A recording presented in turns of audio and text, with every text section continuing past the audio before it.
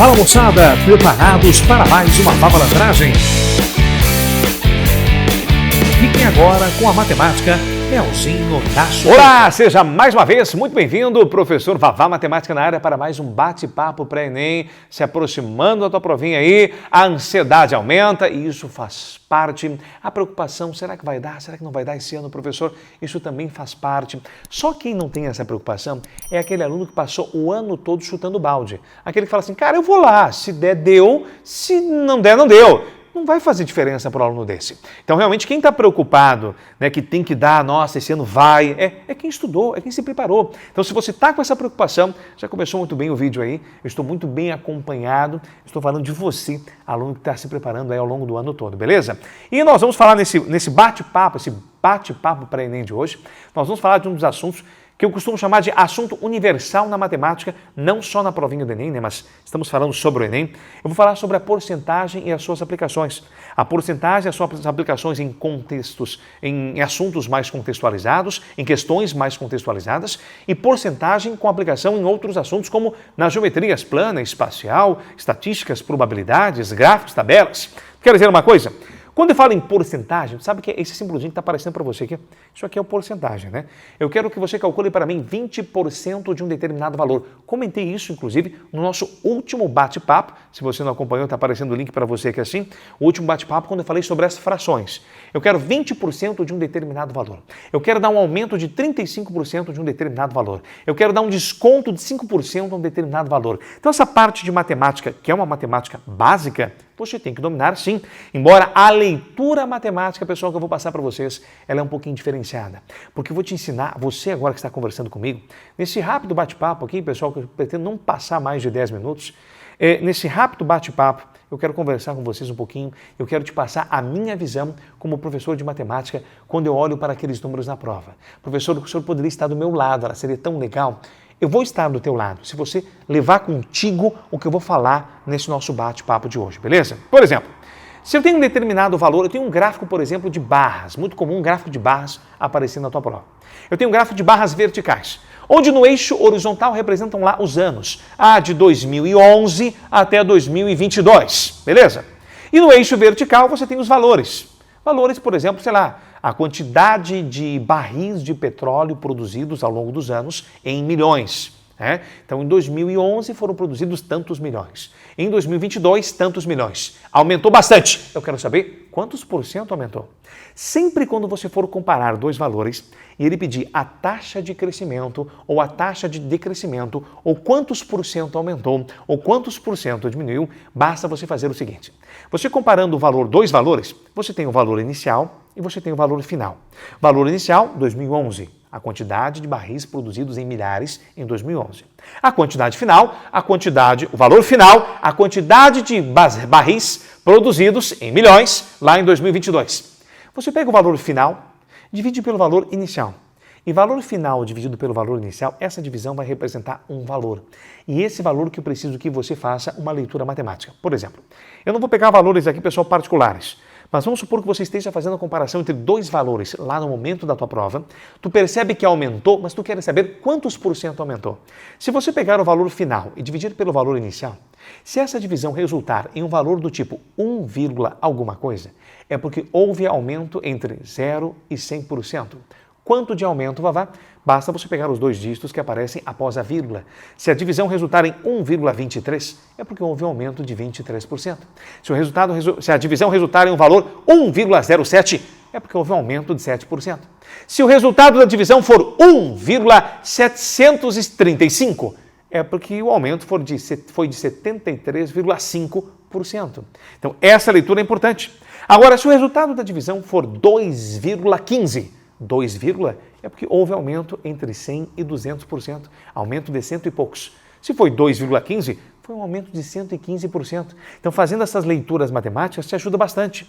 Agora, vamos supor que você percebeu que, ao invés de aumentar do valor inicial para o valor final, houve um decréscimo. Se houve um decréscimo, eu quero saber quantos por cento decresceu. Quantos por cento decresceu? Basta pegar o valor final dividido pelo valor inicial. O resultado, já que decresceu, pode ter certeza, tu está dividindo um valor menor por um valor maior. O resultado da divisão é 0, alguma coisa. E agora tem que fazer a seguinte leitura. Se o resultado da divisão for 0,8, 0,80, o desconto foi de quanto? 80 para 100, 20, desconto de 20%. Se o resultado da divisão for 0,70, 70 para 100 faltam 30, o desconto foi de 30%. Se o resultado da divisão for 0,75, 75 para 100 faltam 25, o desconto foi de 25%.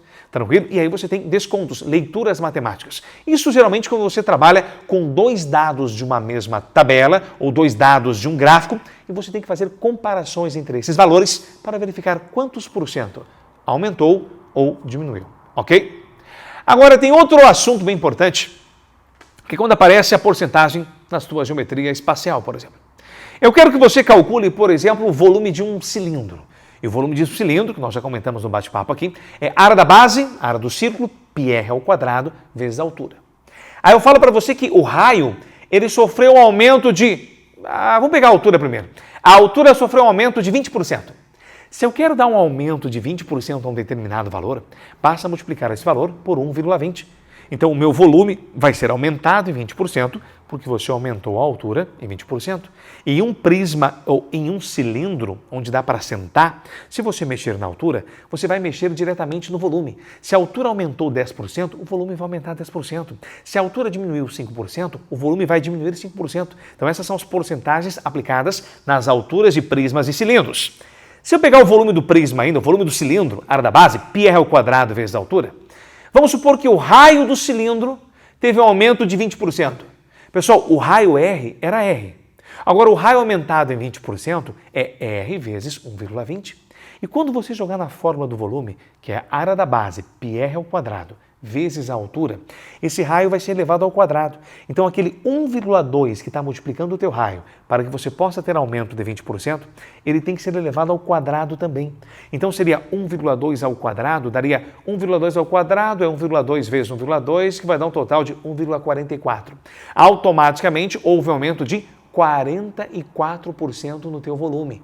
Então, se você aumentou a altura em 20%, vai aumentar o volume em 20%. Mas se você aumentar o raio em 20%, tem que levar esse 20% ao quadrado. Tem que fazer 1,2 ao quadrado, que vai dar 1,44. Então, o volume foi aumentado em 44%, porque o volume é diretamente proporcional à altura, mas é diretamente proporcional ao quadrado do raio. Então, é uma porcentagem aplicada nas formulazinhas decoradas que você já sabe sobre volume, área. Tu percebe que todo ano é a mesma coisa? Tu não está cansado de, professor, eu já sei que o volume do cilindro é πr ao quadrado, a área da base, vezes a altura. Mas daí na prova eles complicam, eles me dão um aumento de 20% na altura e querem saber o que aconteceu com o volume.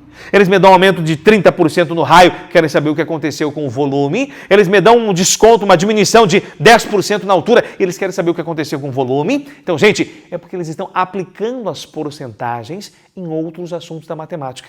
E geometria plana e geometria espacial é um ótimo assunto para que isso aconteça. Quer ver uma coisa? Se eu te dou um quadrado cujo lado vale A. Se a área do quadrado... Então, vem cá, pega o quadrado. Se eu te der um quadrado cujo lado vale A. Então, a área do quadrado é A vezes A, ou seja, A ao quadrado, é isso? Se eu aumentar o lado em 10%, ou seja, multiplicar o lado por 1,10, o novo lado vai ser A vezes 1,10, o outro lado vai ser A vezes 1,10. Aumentou um lado, aumentou o outro, aumentou todos os lados. Quanto é que vai aumentar a tua área? A área vai ser A vezes 1,10 multiplicado por A vezes 1,10. Só que A vezes A dá A ao quadrado. 1,10 vezes 1,10 dá 1,21.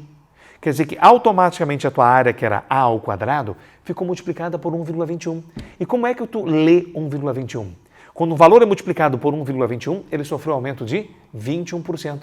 Então, se você aumentar em 10% os lados de um quadrado, a sua área não vai aumentar 10%, nem aumentar 20%, vai aumentar 21%.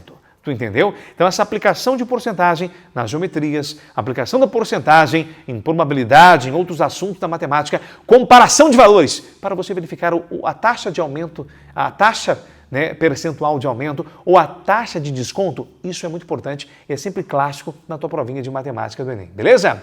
Espero que você tenha aí compreendido esse nosso bate-papo. Ah, professor, é muita coisinha, fica no ar. Cara, é vídeo, é vídeo. Se é um vídeo, se é um bate-papo, pausa, volta, anota o que você achar interessante, o que você não achar interessante não anota não. E se você já gostou, já vai deixando aquele like e vai compartilhando esse vídeo aí com outros colegas, outros amigos. O compartilhamento de conhecimento é fundamental.